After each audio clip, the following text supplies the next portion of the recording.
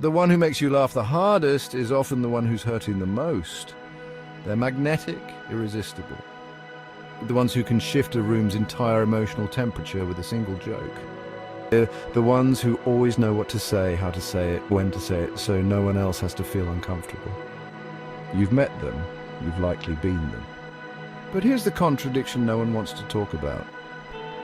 When the laughter fades, they're often the loneliest person in the room. It's not just a poetic metaphor. Psychologists call it the sad clown paradox, a real documented pattern where those most skilled at eliciting joy in others are often battling depression, anxiety, or trauma themselves. The performance becomes a survival strategy. The joke becomes the disguise. The audience cheers while the performer breaks.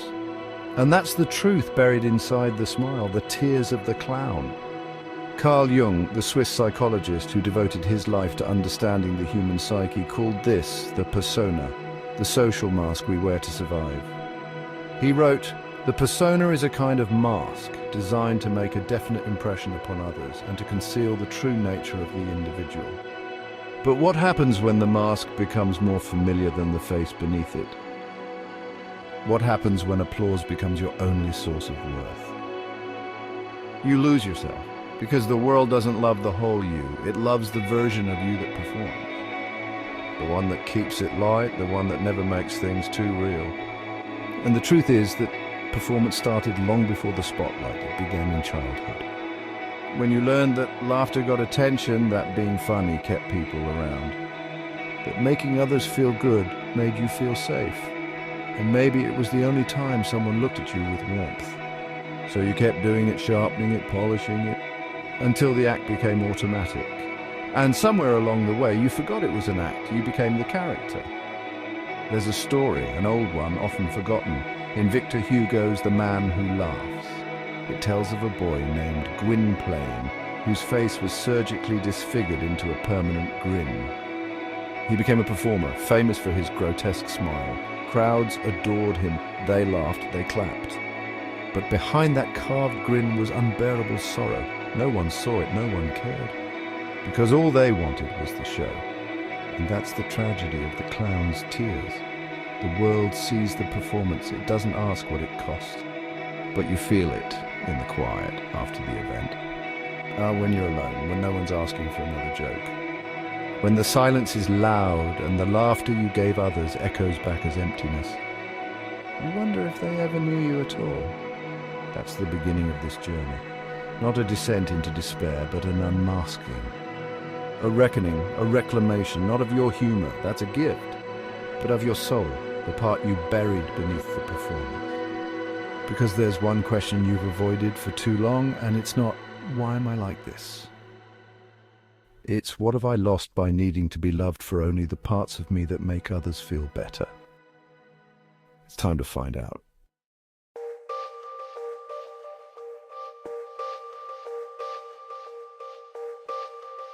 The mask didn't lie to you, it saved you. You built it young. Maybe you don't remember the exact moment, but you remember the feeling. The tension in a room that disappeared when you made a joke. The harsh words that softened when you played the fool. The approval that followed when you shifted the mood with a laugh. You weren't trying to be deceptive. You were trying to survive, so you crafted a version of yourself that could someone light, someone charming, someone untouchable, someone funny. And it worked. You became the one who made everything easier for everyone but yourself.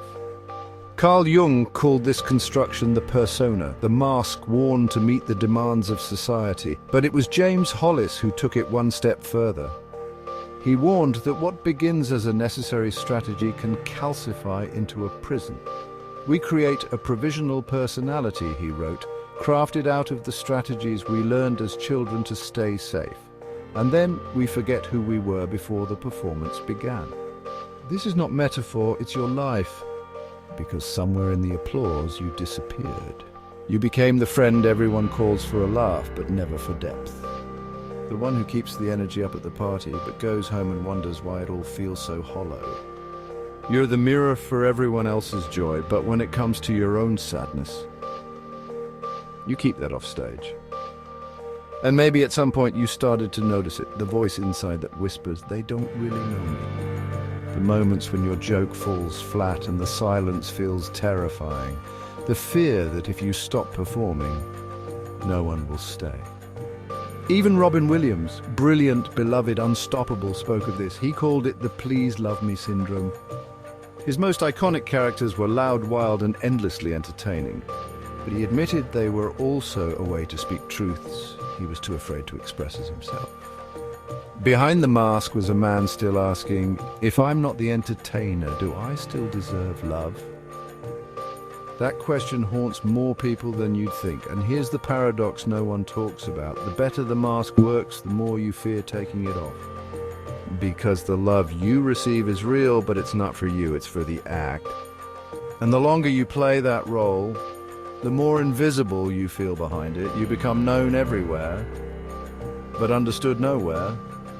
There's an opera, Pagliacci, where the clown Canio is told to perform just moments after discovering his wife's betrayal. He paints on the smile, takes the stage and sings, "Laugh, clown, though your heart is breaking."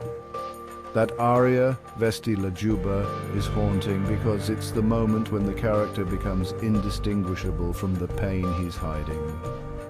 And maybe that's you. Maybe you've been laughing while your heart was breaking, waiting for someone to see behind the makeup. But they don't, because they don't know there's something behind it, and that's not their fault. It's the agreement you never meant to make. You bring the light, and they stay. You reveal the shadow, and they leave. So you keep the shadow hidden, you stay on script, you keep the mask on. But it's costing you, because the mask might get you love, but it will never give you rest. It will never hold you in your sorrow. It will never let you cry without explanation. And the person you were before the performance deserves to come home, not to be replaced, but to be remembered.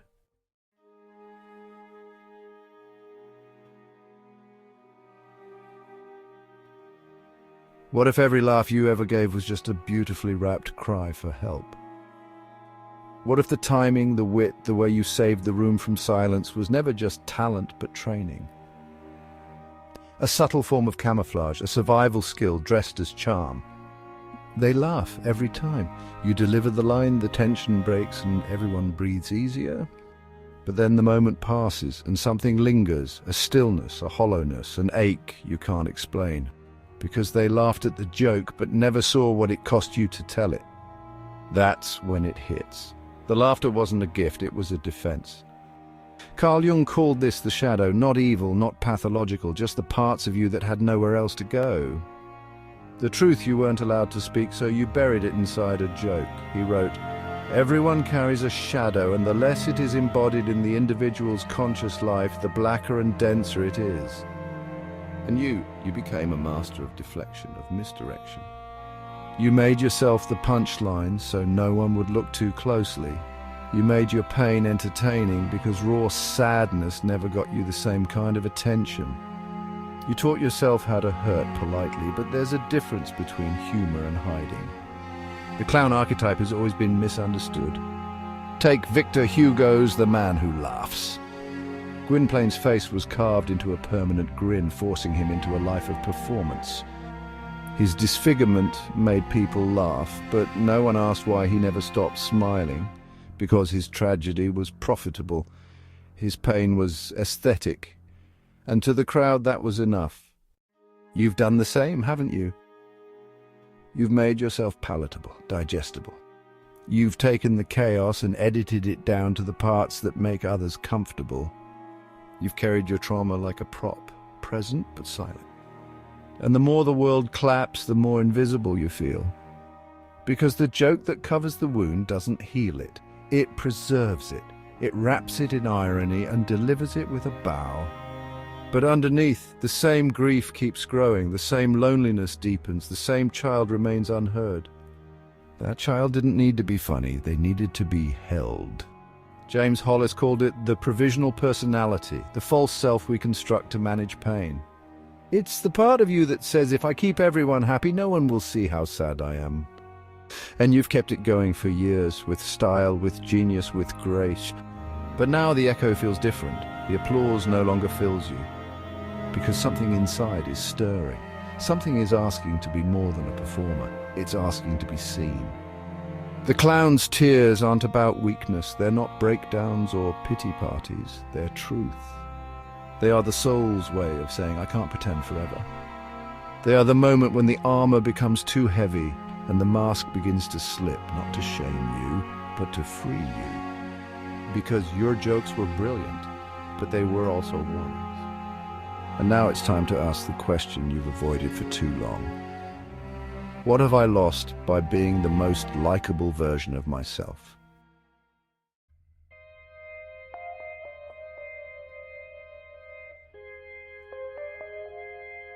It doesn't happen on stage. It happens alone. You forget the line. The joke doesn't land. You cancel the hangout. You stare at the phone and feel nothing. The silence isn't peaceful anymore. It's piercing. Something's different. Off.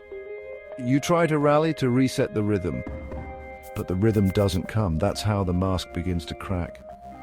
Not in a blaze of drama, not with a grand revelation, just slowly, silently. The persona you've worn so long begins to loosen around the edges. And for the first time, you wonder what it's been hiding from even you. Carl Jung warned that when we over-identify with the persona, we lose contact with the deeper self. The mask becomes our face, the applause becomes our identity. And we're left wondering if anyone would stay if we stopped performing. But the performance is tiring, and now the exhaustion is catching up. There's a moment in Pagliacci, an opera about a clown forced to perform after discovering his wife's betrayal. The aria, Vesti la giuba, is his cry into the void. Laugh, clown, though your heart is breaking. It's not just art, it's biography. Because how many times have you done the same? Smiled through heartbreak, carried the room while falling apart. Laughed not because you felt joy, but because the alternative felt dangerous. You're not alone. Maria Bamford, comedian, creator, survivor, once described how humor helped her keep chaos at bay. But when the chaos broke through, when the act could no longer hold the weight, she entered a psychiatric hospital. Not because she failed, but because she stopped running. And when she returned, her comedy didn't disappear, it deepened. It became truth-telling, not an escape hatch, but a lifeline. You don't need to collapse to arrive at truth, but you will need to stop pretending that performance is peace. Because there's a moment in every joker's life when the script feels foreign. The smile feels glued on, the mirror looks unfamiliar. And in that discomfort, something holy is happening. That's your soul remembering itself. Leonard Cohen wrote, "There is a crack in everything." That's how the light gets in. And your cracks are not shameful, they are sacred. They are the evidence that something real is trying to break through. And here's the paradox. The more you try to hold the performance together, the less connected you feel to the people it's meant to entertain. Because people don't fall in love with your polish. They fall in love with your presence. Real is not a downgrade. Real is the thing you were pretending to be all along. You don't need to be dramatic. You don't need to announce your transformation. You just need to stay in the silence long enough to hear your own voice again. The one that doesn't ask for applause. The one that doesn't rely on timing. The one that doesn't need to make everything lighter. The one that says, "This is me. And I'm tired of hiding. Let the mask fall. Let the script tear. Let the audience forget what they thought they knew." Because now the real performance begins. Not for approval, but for your own return.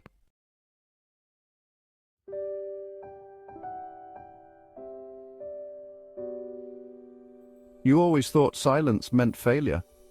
That if you weren't making people laugh, you were disappearing. But the truth is, this silence is not emptiness.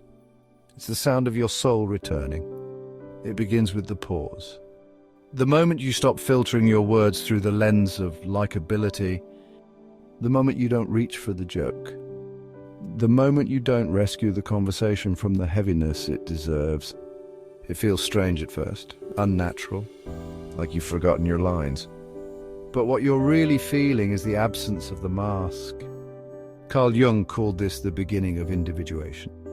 The process of becoming whole by integrating the parts of yourself that were once exiled for survival. Not a glow-up, Not a reinvention, a return. A reconciliation between who you had to be and who you actually are. He wrote, "The shadow, when realized, is the source of renewal." And now that renewal begins, not in the spotlight, not on the stage, but alone, quiet, unapplauded. You're not performing your feelings anymore. You're feeling them. That's where the true unmasking happens. Not when someone rips it off, but when you finally choose to take it off yourself, and that's terrifying. Because the face underneath hasn't been seen in years, maybe decades. The one that didn't have to be funny to be safe. The one that didn't survive on applause. The one that still carries the ache of being overlooked when it mattered most. But this is not weakness, this is you healing. James Hollis, the Jungian analyst, described how we form a provisional personality, a false self we build to avoid pain. But as adults, that false self becomes our prison. The very strategies that once kept us safe now keep us from being real. You begin to realize that the people who loved you most may have never actually seen you. They saw the shine, they heard the punchlines, but they didn't stay for the silences. And you let them go on thinking that was all you were. But now you're done shrinking your depth into digestible doses. You're done being someone else's emotional elevator. You're not the entertainer anymore. You're a human being who wants to be met in the middle, not cheered from the sidelines. And when the tears come, not dramatic, not performative, just honest, you don't hide them. You don't laugh them off, you don't excuse them, you let them fall. Because those tears are sacred. David Whyte wrote, "Vulnerability is not a weakness. Vulnerability is the underlying, ever-present and abiding undercurrent of our natural state." And now for the first time, you're not just tolerating your vulnerability. You're honoring it. You begin to build new relationships, not with people who need the clown, but with people who can sit with the quiet, who don't need fixing, who don't ask you to curate your soul. People who aren't addicted to your light, but are willing to walk with you in your dark. Sometimes that's a friend, sometimes it's a therapist, sometimes it's you. Just sitting alone, unclenching without shame. That's what healing looks like. Not viral, not cinematic, just real. You start talking to yourself differently. You stop asking, "What's wrong with me?" and start asking, "What part of me wasn't allowed to exist?" And slowly, gently, you begin to let that part come home. You realize something that changes everything. The mask didn't just hide your pain. It also hid your power, your clarity, your presence. And now you don't just get to take off the mask. You get to decide who you are without it.